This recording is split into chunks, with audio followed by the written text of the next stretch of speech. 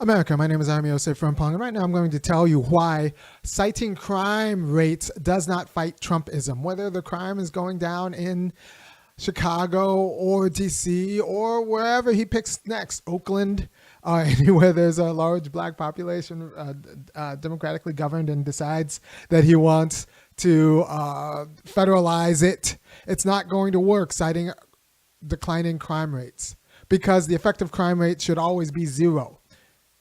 And once again, citing declining crime rates is not going to work as an effective political argument, because the effective crime rate should always be zero. If I'm teaching a class and my class goes from 18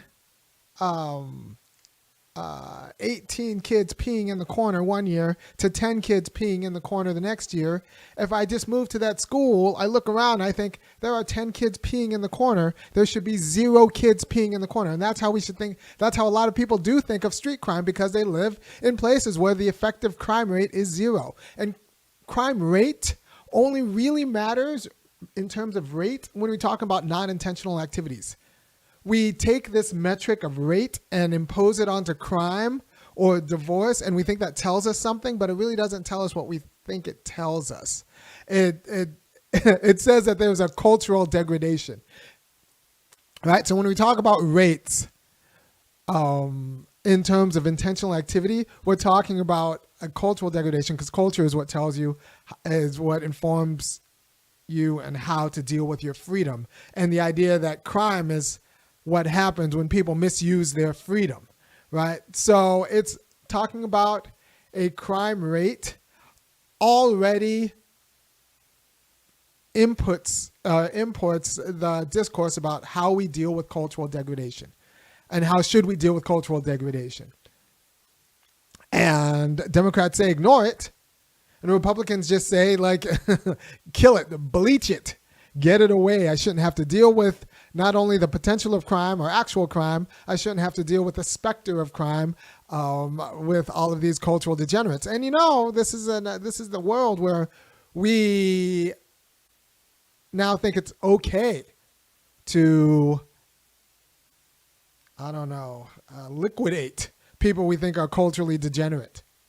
Right? So that's where this is going eventually. But you need arguments, the right kinds of arguments, to deal with it. And we need to understand that crime rates, talking about lower crime rates, doesn't matter. It doesn't matter, because the crime rate should be 0, because we're talking about intentional activities. The street crime rate should be 0. And you're going to get some demographic problems, because you got white girls who grew up in the suburbs where the effective crime rate is 0, then moving to the city for college and their wild experience and their Sex in the City life.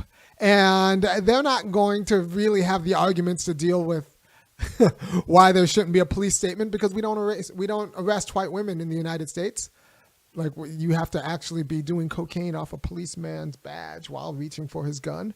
So we don't arrest white women in the United States. So they're not going to mind. They're not going to have a full-throated defense of civil liberties against the cops, because they understand the cops emerged to protect them, which they did, right? So real quickly about the argument, the argument for the origins of carceral feminism comes from the way we emancipated women from the household, and now we're in society, and we put them in society, we as in America put them in society in order to legitimize a police presence in society to keep those women safe. But the real purpose of that police presence was controlling outgroups, often black or Native American, but black males, right? So this is how feminism gets used for a carceral state, and it's been this way since the Civil War, and actually the late 1900s, on through the 80s.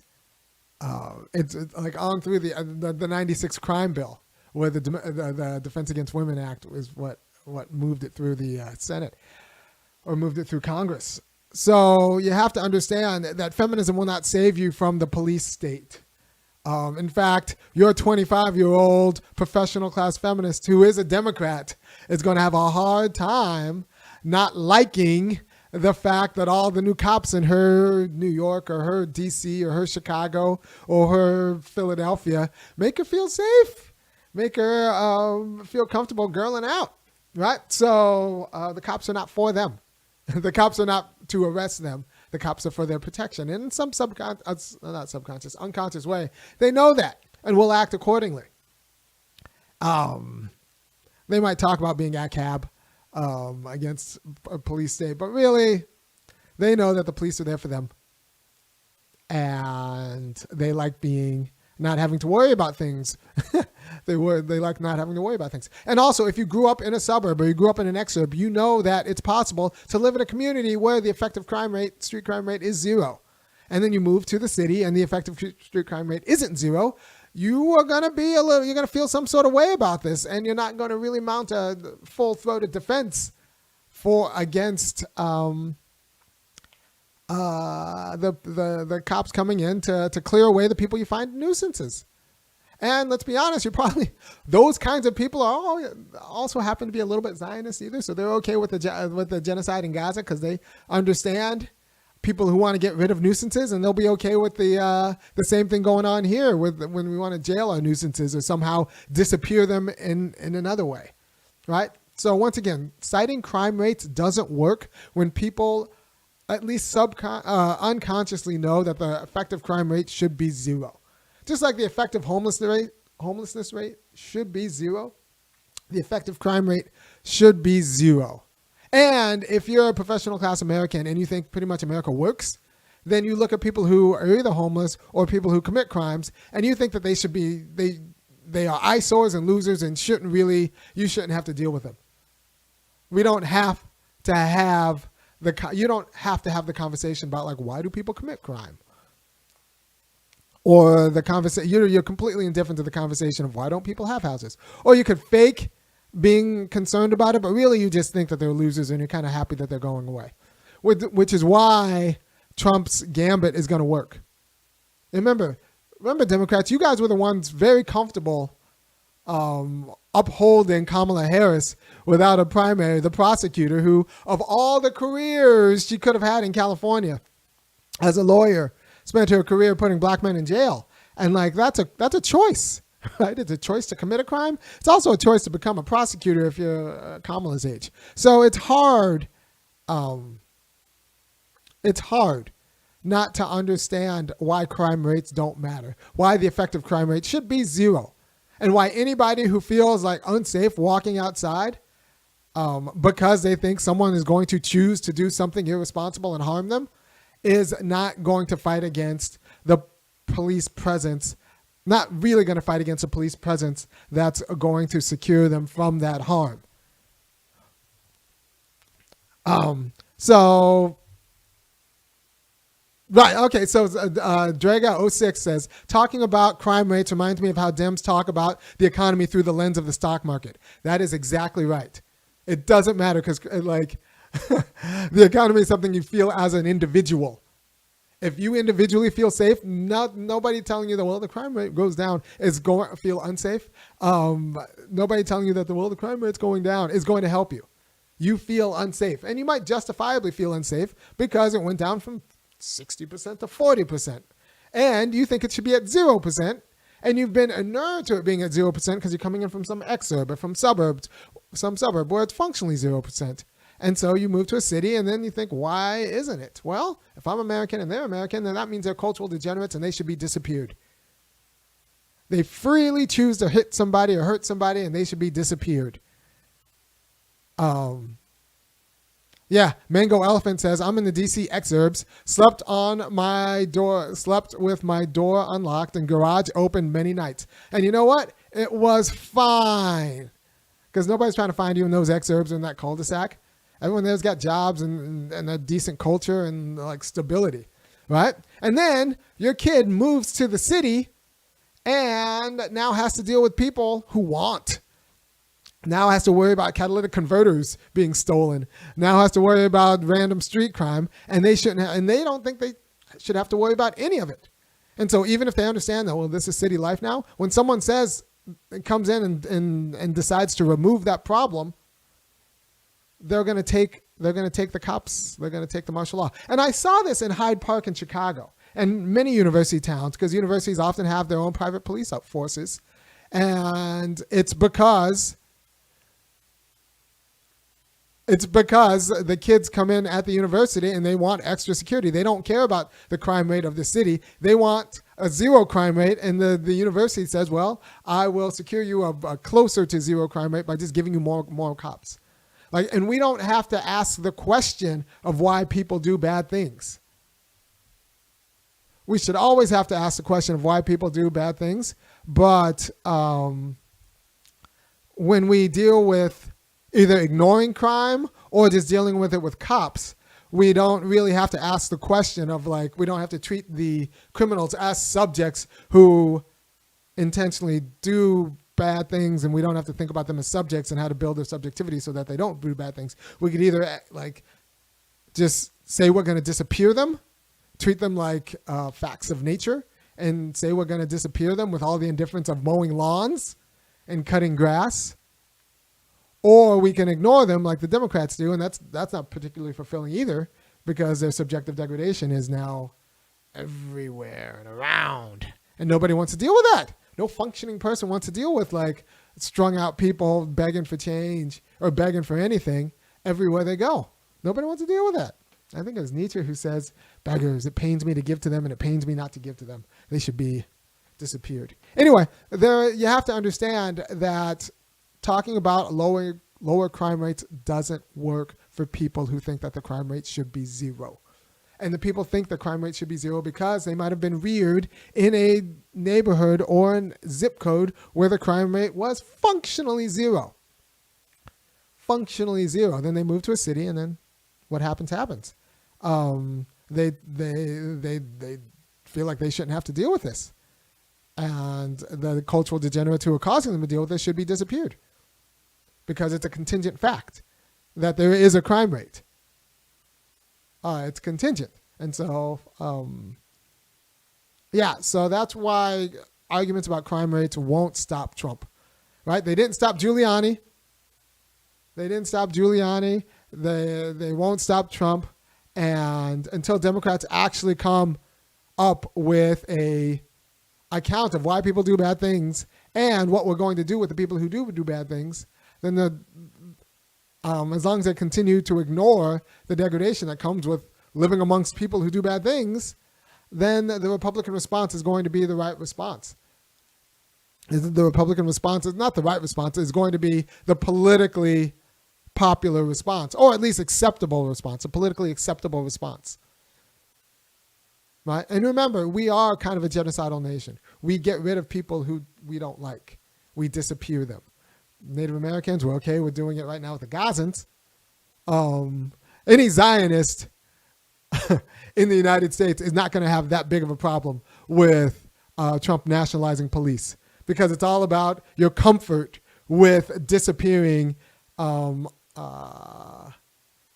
degraded populations. And if you're comfortable with disappearing degraded populations as opposed to figuring out how to realize their subjectivity in an objectively useful way, if you're comfortable with just disappearing them, then you're going to be comfortable with, the disappearing them, the cops on the street or the SWAT team on the street, or the mass graves they're doing in Gaza right now. So is jobs the best way to fight crime? Yes. Jobs, a federal job guarantee, and we need to do something about housing.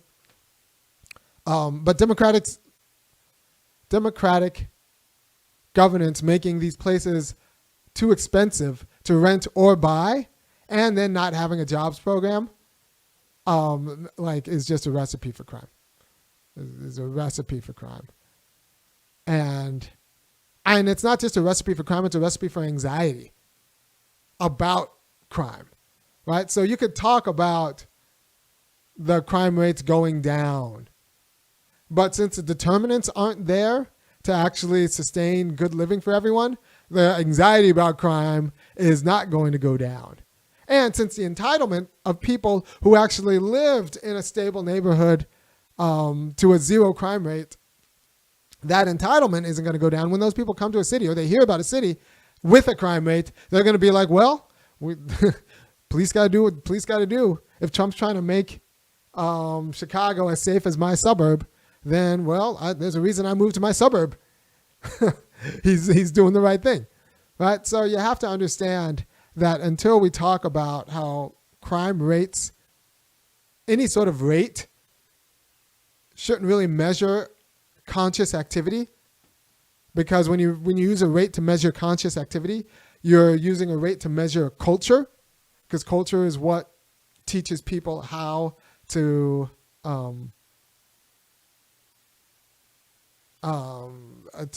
use their freedom responsibly.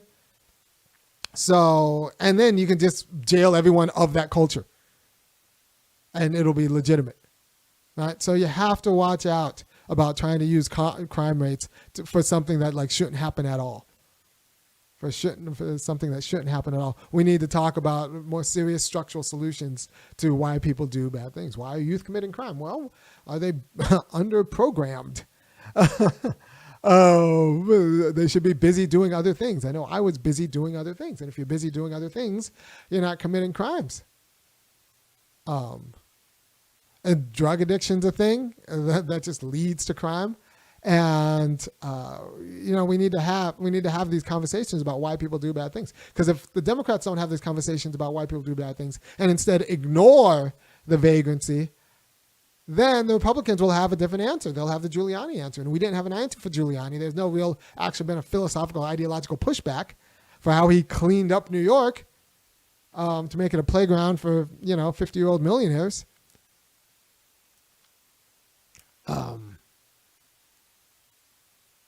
And yeah, no spiritual basis either. Yeah, and we don't have an articulated argument for why people do those kinds of bad things. And so the Republican argument's going to eventually win, because we can't have a world where people do bad things. And because that punishes good people for not doing bad things. Right? Blackout 300 says, rural crime is out of control. I don't even know, and no one says anything. I don't even know if rural crime gets reported, because yeah. But I do know that people with good jobs and hobbies, they're just too busy to engage in street crime like that. Might get some white collar fraud, but we need to talk about that. By the way, if you appreciate what I'm saying and how I'm saying it, you should go to www.funkyacademic.com, kick in $5, $15, or $50 a month, because nobody else is telling you that the effective street crime rate should be zero. And you're not going to fight this culture war until you understand that they're promising people a zero crime rate. And they can promise people a zero crime rate because they're promising people who come from places with a functional zero crime rate. Those places exist. And when you talk about rates, about conscious activity, you're talking about a culture. So he can promise to lock up everyone of a certain culture, and that will be accepted, and ethnicity, right? So he's pretty much saying, like, I'll lock up every black person who threatens you in any way, who makes you feel a certain sort of way. And you know what? In America, that's going to work. That's going to work. Because, right now, black people are a degraded population, and they have all these determinants of crime. And so anytime there's a place where, they are, that's going to have more crimes. And if you want to live in a place where they are, you're going to have to find reasons to disappear them, like you disappear the Gazans. Now, we could ask, why do black people have more crime? And why are they in such degraded conditions? And that's why we need reparations. So if you really want to get the crime rate down in these big urban cities with black people, we need to start talking about reparations, institutional-wise. And securing jobs, securing good jobs, property, and all of that. And those people don't commit crimes. They're too busy being productive. All right, let me look at the chat real quick. Yeah, we need to remake culture. The first intervention is understanding that zero crime rate is the goal and the expectation of people from the outside looking in. That's the expectation. It's not just declines as an expectation. They expect zero because we're talking about intentional misbehavior. And in terms of intentional misbehavior, you can expect zero. So it's a good gambit because Democrats are kind of confused about how they're going to deal with crime. I think you need police officers. I think they should be investigating white-collar crime and wage theft. But more than police officers, I think you need institutions to secure workers' jobs. You need something like a federal job guarantee. Good jobs. Good jobs. So people have more hope, and people who have that kind of hope and disposable income, they just aren't committing the kinds of street crimes you're worried about. They have other beefs. They're too busy building things. Right. So that's how I'd like to make America great again. And that's what I think America First policy is. But this idea that Trump's going to get in trouble by dog whistling, that he's going to go into every black-run city and put in federal troops. Well, you haven't seen what universities have done all around the nation. Like I remember, like I'm from Chicago. I saw the University of Chicago just pretty much institute its own troops, have its own police force because it didn't feel like the city of Chicago. It couldn't market that the city of Chicago was keeping its kids safe. So they introduced their own police force and sentries and all of that in Hyde Park. And I think they extended south all the way to the Green Line. If anybody is in Chicago and can back me up about this, I think they extended all the way to the Green Line. And I know they came all the way up to 53rd, and which was kind of shocking in my estimation. They had sentries. So University of Chicago was doing what Trump is promising to do to all like other cities. And we just have to understand what that means, because we don't have any other way to fight it. And so the Republican way is going to be the way. All right. So you come up with a better crime policy, put it in the comments, and I'll talk about it possibly. But I do want you to know that talking about crime rates and saying like, why would they go after Chicago when the crime rate is declining? Nobody cares about crime rates if they feel like they are going to themselves get attacked. People aren't attacked in the aggregate. They're attacked in the individual. They want to know that, they're not going to get attacked. And we've, entitled a certain class of women to think that like they're entitled to a zero crime rate. And a lot of them vote Democrat. So and a lot of them will stand on that in the name of feminism. So it's really a sticky wicket for the Democrats unless they actually want to delve into why people do bad things and push for the policies that will keep people from doing those bad things and entice them into do better things, get them to use their freedom in better ways.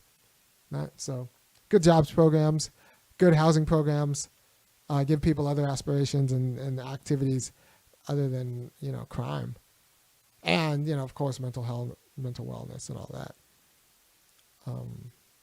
And that would deal with it. But when you're going to ignore both the need for real serious job programs and the fact of crime, then the GOP is going to win the day. Once again, you're not going to hear these kinds of takes everywhere. Go to www.funkyacademic.com, kick in $5, $15, or $50 a month, and I'll keep doing it. By the way, I'm also coaching my kids'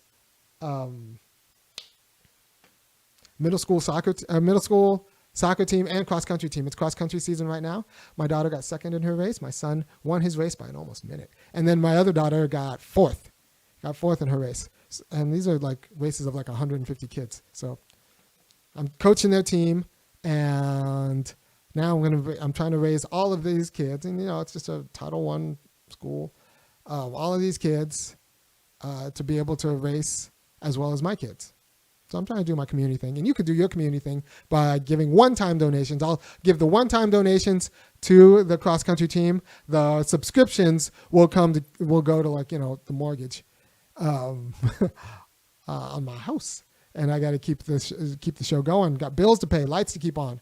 And, everything breaks every now and then. And so there's an upkeep cost.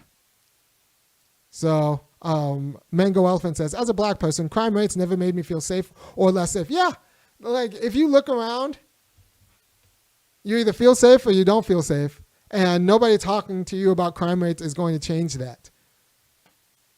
Nobody talking to you about crime rates is going to change that. Because when the crime happens, it doesn't happen at the level of the rate. It happens to you. It happens to you.